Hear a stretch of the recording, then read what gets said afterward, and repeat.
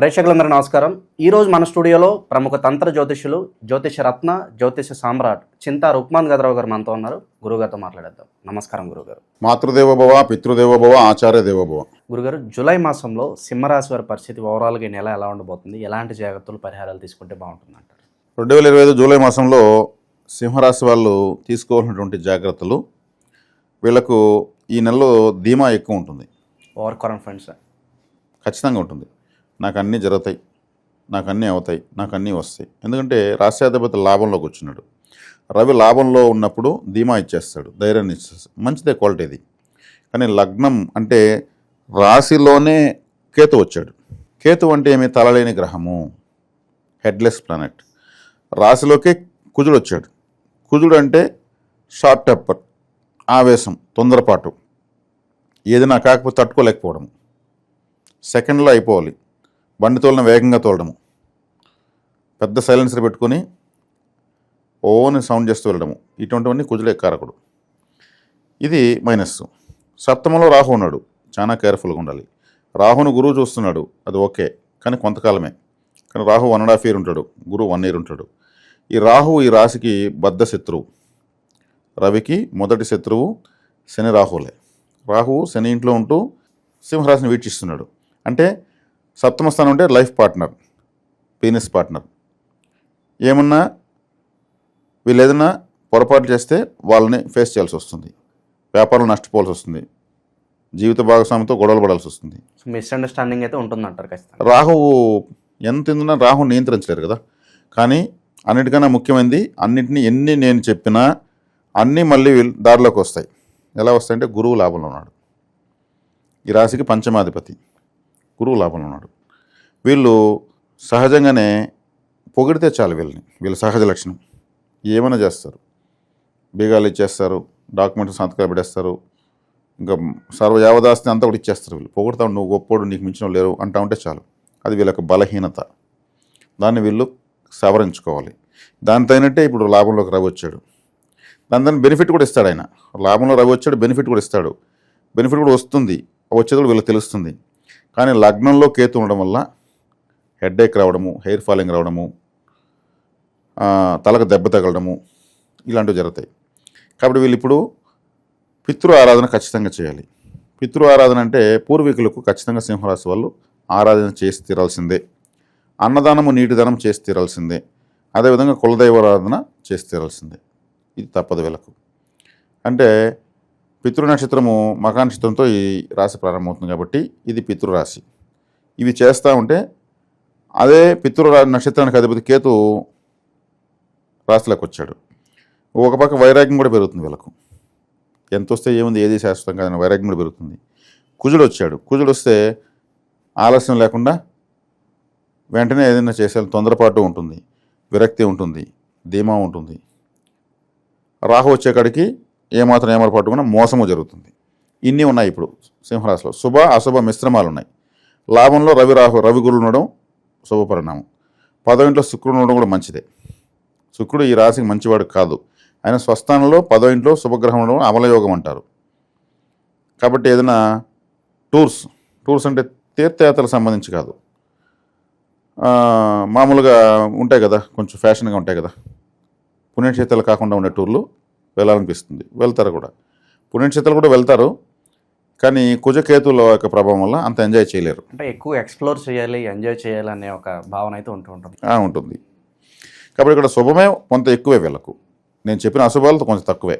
రాహువుని గురువు మిస్అండర్స్టాండింగ్ అన్నారు కాబట్టి మరి ఈ టైంలో పెట్టుబడులకు దూరంగా ఉంటే బెటర్ అంటారా? దూరంగా ఉంటే బెటర్ అంటే పార్ట్నర్షిప్లో చేయకూడదు. పార్ట్నర్షిప్లో చేయకపోతే సేఫ్ అయిపోతారు. నష్టం వచ్చిన మందే, లాభం వచ్చిన మందే. అది ఇంకొక సమాజం చెప్పే పని వచ్చేస్తుంది. పార్ట్నర్షిప్లో ఇప్పుడు రాహు ఉన్నాడు, శని కూడా వక్రించి వస్తున్నాడు. అందులో అష్టమ శని వేరే ఉంది. అష్టమ శని యొక్క ప్రభావం ఉంది, అది కొంచెం చూసుకోవాలి. అష్టమ శనిలో ఉన్నప్పుడు ఏమవుతుందంటే ఆకస్మిక నష్టాలు, కష్టాలు, అనారోగ్యాలు, అవమానాలు ఇవన్నీ వస్తాయి. ఆలయాలకు చీపురు కట్టలు తీసుకోవడం బెటర్. వెళ్ళు. చీపురు అంటే శనేశ్వరుడు అష్టమంలో ఉన్నాడు కాబట్టి ఆ చీపురునే మనము ఆలయాలకు కానుక ఇవ్వాలి. ఆలయాలు శుభ్రమయ్యే కొద్దికి అష్టమ శని దోష ప్రభావం తగ్గిపోతుంది. ఈ రాశిలో మఖా నక్షత్రంతో ప్రారంభమవుతుంది. ఈ మఖా నక్షత్రం అంటే ఇది పితృ నక్షత్రం. కాబట్టి పితృదేవత ఆరాధన ఖచ్చితంగా చేయాలి, కులదేవత ఆరాధన చేయాలి. ఈ మఖా నక్షత్రం వల్ల పుబ్బా నక్షత్రాన్ని బలపరచుకోవాలి. పుబ్బా నక్షత్రం అంటే ఏమి? అమ్మవారు, lemon pickles, lemon rice, lemon juice, lemon సంబంధించిన ఏదైనా చాక్లెట్స్ ఇటువంటివి ఎక్కువ తీసుకోవచ్చు వీళ్ళు. అమ్మవారికి నిమ్మకాయల దండ సమర్పించడము, నిమ్మకాయ దీపాలు పెట్టడము, అలాగే నిమ్మకాయలతో ఇంక ఇతరత్ర ఏదైనా ఆరాధనలు ఉంటే చేయొచ్చు. ఎవరు? మఖా నక్షత్రం వాళ్ళు. అదే పుబ్బా నక్షత్రం వాళ్ళు, తర్వాత నక్షత్రం వాళ్ళకు ఉత్తర అంటే ఏమి? ఉత్తర నక్షత్రం ఎవరు పుట్టారు?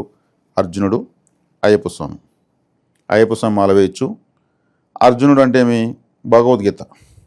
ఆయన అర్జునుడి కారంగానే భగవద్గీత శ్రీకృష్ణుడి నోట్లోంచి వచ్చింది. ఇప్పుడు భగవద్గీత పారాయణం కూడా వీళ్ళు చేయొచ్చు. అదేవిధంగా అయ్యప్ప స్వామి పులి మీద కూర్చున్నటువంటి దేవత దుర్గాదేవిని కూడా వీళ్ళు ఆరాధించవచ్చు. ఈ ప్రస్తుతానికి రాహు వీళ్ళ రాశిని చూస్తున్నాడు కాబట్టి, అమ్మవారు పుబ్బా నక్షత్రం కాబట్టి దుర్గారాధన కూడా చేయొచ్చు. ఉత్తర నక్షత్రం వాళ్ళు ఏం చేయాలి? తర్వాత నక్షత్రం ఉత్తర నక్షత్రం వాళ్ళు హస్త నక్షత్రాన్ని బలపరచుకోవాలి. హస్త అంటే ఏమి? చెయ్యి. ఈ ఉత్తర నక్షత్రం వాళ్ళు డబ్బులు ఎవరికి ఇవ్వకూడదు, అంటే చెయ్యి అని అర్థం.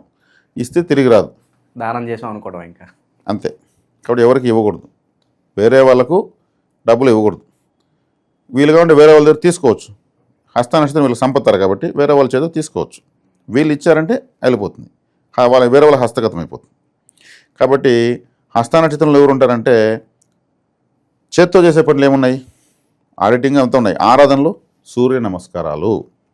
ఉత్తర నక్షత్రానికి అధిపతి రవికి 2వ స్థానం సంపత్తార హస్త అయింది. కాబట్టి సూర్య నమస్కారాలు ఎంత ఎక్కువ చేస్తే అంత మంచిది. ఎక్కువగా క్లాప్స్ కొట్టడం మంచిది. నవగ్రహ స్థానాలు చేతుల్లో ఉంటాయి.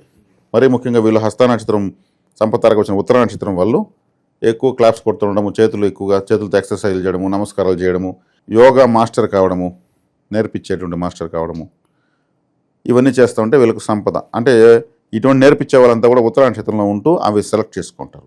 దాని ద్వారా జీవితం సెట్ అయిపోతుంది.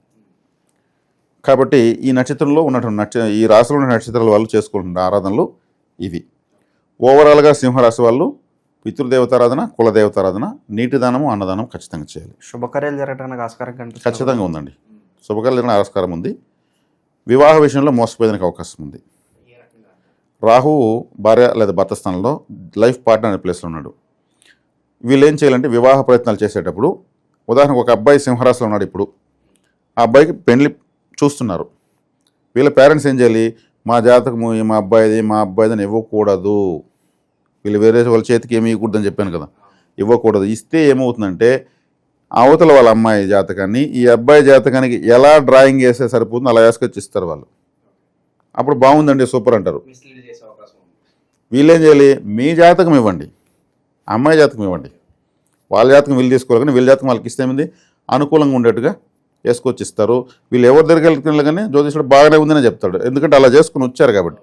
ఆ తర్వాత కొద్ది రోజులకు పెళ్ళైన తర్వాత వీళ్ళకు సెట్ అవ్వదు. బాగుందని చెప్పారని చేసుకున్నాం, అందరూ చూస్తే సెట్ కాలేదు, ఏం అర్థం కాలేదు, ఎవరికి చెప్పుకోలేరు. ఏ ఇన్సూరెన్స్ అమ్మాయి పెద్ద చేయాలని అప్పుడు అమ్మాయి సర్టిఫికేట్ అడుగుతారు, అమ్మాయి ఇవ్వదు. దాంట్లో డేట్ బయట వచ్చేస్తుంది, మార్క్ లిస్టో ఏదో ఒకటి అడతారు, దాంట్లో డేట్ వస్తుంది. పెళ్లి చూపులకి మ్యాచింగ్ ఇచ్చిన డేట్ రాదు, అప్పుడు బయటపడుతుంది. ఇది నీకు చెప్పాలి, ఇప్పుడు బయటపడతాయి. ఇలాంటి స్కామ్లు కూడా జరుగుతుందని నాకు తెలియదు. ఓకే, అందుకే మన ద్వారా, మన ఛానల్ ద్వారా తెలియజేస్తున్నాం. ఎవరు కానీ జాతకాన్ని ఇప్పుడు సింహరాశి వల్ల మరీ ముఖ్యంగా సప్తంలో రాహు ఉన్నాడు. రాహు అంటే మోసం ద్వారా జీవితాన్ని క్లోజ్ చేసేస్తాడు. జీవిత భాగస్వామి స్థానంలో రాహు ఉన్నాడు. జాతకం ముందు పెరుక్కుంటాడు, దానికి మ్యాచింగ్ అయ్యేట్టు చేసుకుని వస్తాడు. ఈ మోసం అనేది పెళ్లి విషయంలోనేనా, లేదంటే పలానా చోట వ్యాపారంలో? ఓకే. అదేవిధంగా వీళ్ళకు కిడ్నీస్ అనేటువంటి ప్లేస్లో యూరినల్ ప్రాబ్లమ్స్ రావచ్చు. ఎందుకంటే రాహు కిడ్నీస్లో ఉన్నాడు. సింహరాశి వాళ్ళని అంటే కరకర కొరికేస్తాడు రాహు. అదే సూర్యగ్రహణం అంటే రాహును సూర్యుడు చంద్రుడు చెప్పే కదా ఆయనకి కట్ చేసేసినారు, 2 ముక్కలు అయిపోయాడు రాహు. అది అంత లైఫ్ టైం పగనమాట. అప్పుడు సింహరాశిని నేరుగా చూసినప్పుడు ఏం చేస్తాడు? నీ 1.5 సంవత్సరం నువ్వు సంతోషంగా ఎట్లుండి నేను చూస్తానంటాడు.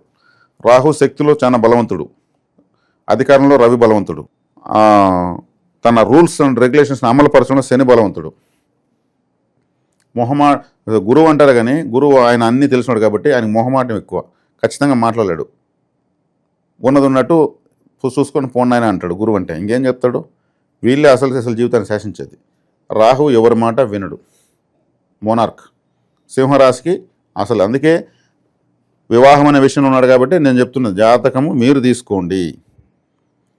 ఇప్పుడు నేను చెప్పాను కదనేసి మీరు తీసుకుని అమ్మాయి జాతకం బాగుంటే అబ్బాయి జాతకం సెట్ కాకపోతే మీరు డ్రాయింగ్ చేసి వాళ్ళకి ఇవ్వద్దండి. మళ్ళీ అబ్బాయిలు కూడా చేయొచ్చు, మోసం ఎవరైనా చేయొచ్చు, అట్లా చేయకూడదు, తప్పు. అది తర్వాత సమస్యలు వస్తాయి. ఏ సర్టిఫికెట్లు కావాలన్నప్పుడు వదిలేస్తాయి విషయాలు. నేను ఎల్ఐసి పాలసీ అని చెప్పాను, అది ఇంకెప్పుడైనా సరే ఇవ్వాల్సి వస్తుంది. అప్పుడేం చేస్తారు? జాతకాన్ని మార్చారు కానీ సర్టిఫికెట్లు మారుస్తారు, మార్చలేరు కదా, అప్పుడు వస్తాయి అసలు గొడవలు. రాత్రి మార్చలేరు కాబట్టి ఆబ్వియస్లీ సమస్యలు విడిపోవడం ఏదో ఒకటి జరుగుతూ ఉంటుంది. పెళ్ళిళ్ళు అవ్వడం ఆలస్యం అయితే ఇట్లా పని చేస్తున్నారు. మేము లైవ్లో చూసేసాం, చాలా వరకు చూసాం కాబట్టి జాగ్రత్త చెప్పగలుగుతున్నాం. విశేషంగా ఈ నెల దైవారాధన విషయంలో ఏమైనా పరిహారాలు అవసరం గురుగారు వీళ్ళకి? దైవారాధన విషయంలో ఎత్తుకుంటే మీరు సూర్య నమస్కారాలు చేయొచ్చు, గురు దక్షిణామూర్తిని ఆరాధించాలి, దుర్గాదేవిని ఆరాధించాలి. దుర్గాదేవిని ఆరాధిస్తే రాహు కంట్రోల్ అవుతాడు. గురు దక్షిణామూర్తిని ఆరాధిస్తే గురుగ్రహము వక్రత్వం, ఇప్పుడు ఆయన చెందుతున్నాడు, మన అస్తంగత్వం చెందాడు, అస్తంగత్వ దోషాన్ని పోగొట్టుకుంటాడు. సూర్య నమస్కారాలు చేస్తే ధీమా, ఓవర్ కాన్ఫిడెన్స్ కంట్రోల్ అవుతుంది. ఇవి వీళ్ళు చేసుకోవాలని పరిహారాలు. ఇంకా మారుతాయి మళ్ళీ గ్రహాలు, అప్పుడు వేరే పరిహారాలు మారిపోతాయి ఇంకొక నెలకి. ఓవరాల్గా ఈ మాసంలో ఈ రాశి వాళ్ళకి ఏ విధంగా ఉండబోతుందో చాలా బాగా వివరించారు. ధన్యవాదాలు. ధన్యవాదాలు.